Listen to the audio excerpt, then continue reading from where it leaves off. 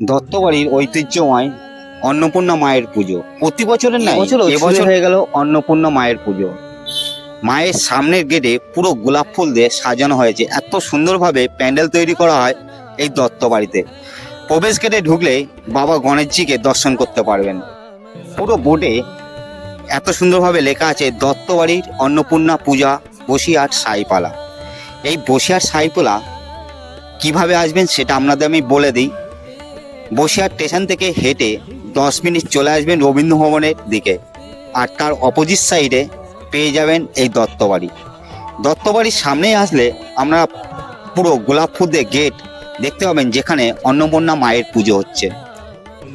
আসার সাথে সাথে এত সুন্দরভাবে গেটটা আপনার দর্শন করতে পারবেন।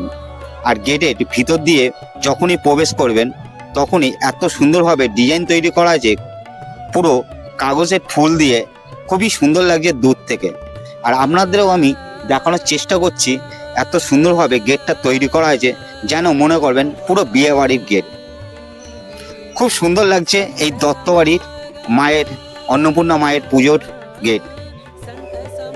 পুরো নানা রকম বিভিন্ন গোলাপ দিয়ে কিন্তু গেটটা সাজানো হয়েছে।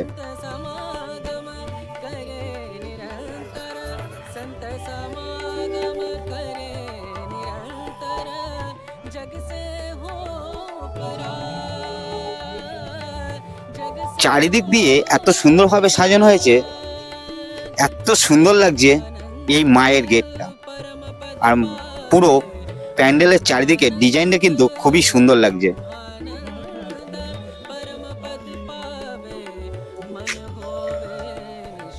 প্রত্যেকটা বছর এই দত্তবাড়িতে কিন্তু খুব সুন্দর সুন্দরভাবে মণ্ডপ তৈরি করা হয় এই অন্নপূর্ণা মায়ের পুজোতে। আর আমাদের অন্নপূর্ণা মাকে দর্শন করুন। মায়ের এক সাইডে রয়েছে বাবা শিব, মায়ের অন্য সাইডে রয়েছে নারদ মুনি। মা কিন্তু শিবকে অন্ন দান করছেন।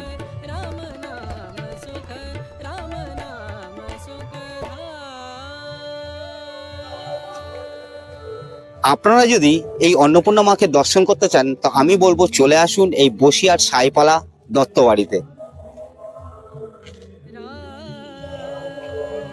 মাকে কিন্তু খুব সুন্দরভাবে সাজানো হয়েছে। প্রত্যেকটা বছর মাকে কিন্তু এইভাবে সাজানো হয় এই দত্তবাড়িতে।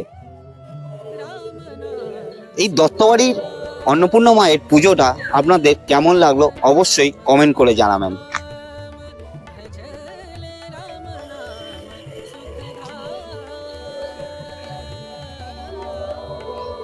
তাহলে আবার দেখা হবে নতুন একটা ব্লগ নিয়ে। ততক্ষণ আপনারা ভালো থাকুন।